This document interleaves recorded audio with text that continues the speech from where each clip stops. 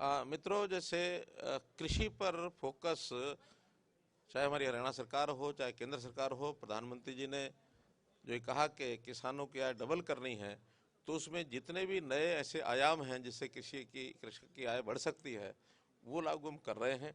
उसी में एक ये जो कंसेप्ट एफपीओ का बना है, फार्मर्स प्रोड्यूसर्स ऑर्गेनाइजेशन, ताकि एक छोटा किसान अपनी चीज़ को पैदा तो कर सकता है, लेकिन पैदा करने के बाद उसकी ठीक से प्रोसेसिंग, उसकी बिक्री, मार्केटिंग, इसमें वो छोटे किसान को करना बहुत कठिन है।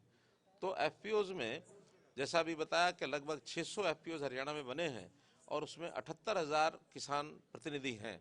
ऑन एवरेज 130 किसान जो हैं एफपीओ में प्रतिनिधि हैं, कहीं 250-300 भी हैं, कहीं 40-50 भी हैं। तो इतने संख्या में किसान मिल करके अपनी एक मार्केटिंग की व्यवस्था करते हैं। उनकी एक मैनेजमेंट बॉडी होती है, उनको सरकार की ओर से ग्रांट भी दी जाती है ताकि वो सारा सामान इकट्ठा करके और उसको मार्केटिंग के लिए कहीं ले जा करके बेच सकें, या जो बायर है उसको अपने यहाँ बुला करके और उसकी पैकिंग करके ठीक से उसको बेच सकें। इसी प्रकार जो पैक हाउसेज हैं, पैक हाउसेज में उनकी पैकिंग, उनकी फलों की और सब्जियों की, उसकी ठीक से प्रोसेसिंग करके और मंडी में अच्छी कीमत से बेच सकें, ये भी उसका एक हेतु है, ताकि वहाँ पर किसान को जो है आय उसकी बढ़ सके। प्रोग्रेसिव किसान जो हैं हमारे, जितने प्रगतिशील किसान हैं, इनकी संख्या लगभग 500 है।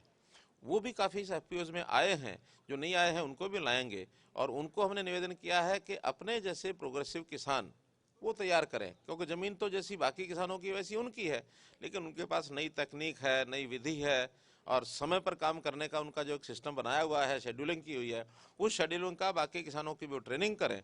अपने जैसे हर प्रगतिशील किसान 10 किसानों को तैयार करें, ताकि इन 500 से हम 5,000 किसान कर सकें, 5,000 से फिर 50,000 कर सकें। और ऐसे प्रगतिशील किसानों के लिए भी हमने कई स्कीमें बनाई, उनको प्रोत्साहन देने के लिए उनको इनाम भी रखा गया है, और इसका मूल्यांकन करेंगे। एक सिस्टम, अभी तक थोड़ा कोविड के कारण से हमारी ये प्रोसेस ढीली हो गई थी, लेकिन अब कोविड का मैं समझता हूँ कि जैसे हम सोच रहे हैं कि भी कोविड जो है वो डिमिनिशिंग साइड में जब जा रहा है तो समाप्ति की ओर है, तो आगे किसानों के इस प्रगतिशील किसानों के कार्यक्रम को हम और ज़रा आगे गति से बढ़ाएंगे। सर, जो तीनों किसान कानून संसद में वापस हो गए, अब क्या लगता है जो किसान संगठन अपना धरना वहां से खत्म कर देंगे? क्या कोई बातचीत हुई किसान संगठनों से आपकी? देखिए, हमारी बातचीत व्यक्तिगत जो हुई है या जो हमने अपील की है, यही किया है कि मुख्य मांग उनकी यही थी कि 3 कृषि कानून वापस होने चाहिए, वो वापस हो गए हैं। और जहाँ तक एमएसपी के कानून की बात है, उसके लिए प्रधानमंत्री जी ने घोषणा की है कि एक कमेटी बनाई जाएगी। उस कमेटी में किसानों के प्रतिनिधियों को भी लिया जाएगा, केंद्र सरकार के, प्रदेश सरकारों के लोग भी होंगे, कृषि विशेषज्ञ भी होंगे, कृषि के अर्थशास्त्री भी होंगे, वैज्ञानिक भी होंगे। ऐसे सब लोगों को मिला करके कमेटी जल्दी घोषणा होगी। उसमें से जो सुझाव कमेटी की ओर से आएंगे वो सरकार जो है उसको उस हिसाब से लागू करेगी। लेकिन सर, तोमर साहब ने कहा जो मामले दर्ज हुए हैं वो राज्यों का अधिकार है, तोमर साहब ने कहा है। देखिए, ये ठीक है कि वो राज्यों का ही अधिकार है, और हमने उसका जो डाटा है वो भी मांगा है कि कितने किसानों के ऊपर मुकदमे हैं, कितने केसेस बने हुए हैं, कितने किसानों की डेथ हुई है। आंकड़ा थोड़ा सा वेग सा है जो ये लोग क्लेम करते हैं। अब उस आंकड़े को हम उनसे भी मांगे कि आप जो आंकड़ा बता रहे हैं आप हमको बताइए, लिस्ट दीजिए, और उस लिस्ट के बाद फिर बाद में जैसे ही किसानों के साथ फाइनल कोई बातचीत होगी तो उसमें हम हरियाणा की ओर से जो करना होगा करेंगे। लेकिन अभी तो चूंकि वो उन्होंने अपने उठने का कार्यक्रम नहीं बनाया है, ये चीज़ें होती हैं, फाइनल स्टेप होता है, और फाइनल स्टेप, फाइनल स्ट्रोक जो होगा उसमें इन सब चीज़ों पर सहानुभूतिपूर्वक विचार करेंगे। कैप्टन अमरिंदर सिंह भी ये कह रहे हैं कि किसानों पर हरियाणा में जो मुकदमे दर्ज है उनके लिए वो अब आगे स्टेप में काम करेंगे। कल आपसे मुलाकात भी की थी, क्या इस संदर्भ में बातचीत की उन्होंने? मैंने कहा कि जैसे ही ये चीज़ें फाइनलिटी की ओर बढ़ेंगी तो ये एक अंतिम चरण में जो बातें होती हैं वो उन सारे विषयों का विषय है ये। अपने सर में चुनाव होने वाले, कल की बैठक को क्या मायने किए निकाले जाएंगे? नहीं, वो तो एक, क्योंकि अब उन्होंने अपनी एक नई पार्टी बनाई है, और नई पार्टी बनाने के बाद जैसे एक कटसी कॉल होती है और एक गुडविल गेस्चर भी उनका था कि हमको मिल करके और कांग्रेस को हराना चाहिए। अब ये चूँकि एक प्रदेश का मामला, यानी पंजाब प्रदेश का है, हरियाणा से तो उसका संबंध है नहीं, तो पंजाब प्रदेश के मामले को लेकर के अगर कोई बातचीत होगी तो केंद्र से, केंद्रीय स्तर पर होगी, हमारे स्तर पर नहीं होगी। आप अनेक पीपी कर कोसते थे, आपको कल कैसी रही कुछ बात?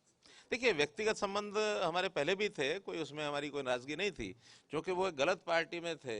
तो गलत पार्टी में होने के नाते जितनी दूरियां थी हमारी थी, अब उस पार्टी को उन्होंने छोड़ दिया है, अब वो दूरियां खत्म हुई। सर ओमिक्रॉन को लेकर प्रदेश में किस तरह से दिशा निर्देश दिए गए हैं? नया वेरिएंट आया है, विदेशों से आने वाले जो यात्री हैं उनके लिए कोई खास हिदायतें? अभी इसके लिए हमारे चीफ सेक्रेटरी, वैसे तो जो पहले वाले चीफ सेक्रेटरी हैं आज वो रिटायर हो रहे हैं, तो नए चीफ सेक्रेटरी आएंगे और जल्दी उनको कहेंगे कि वो एक मीटिंग करके हेल्थ डिपार्टमेंट बाकी संबंधित विभागों को बुला करके और पूरी प्रिकॉशन हम लेंगे, किसी कारण से वो वेरिएंट जो है हरियाणा में ना आए, ये हमारा कोशिश रहेगी, प्रयत्न रहेगा। किसी कारण से कुछ केस आता भी है, कोई ऐसा डायग्नोज होता भी है, तो हम उसकी जो भी उसकी प्रक्रिया है उसको पूरा अडॉप्ट करेंगे।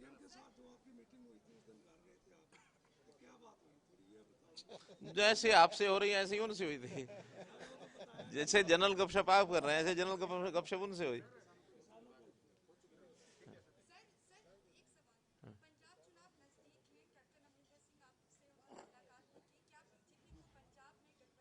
मैंने इस प्रश्न का उत्तर पहले दे दिया है, आप सुन नहीं रहे थे। धन्यवाद।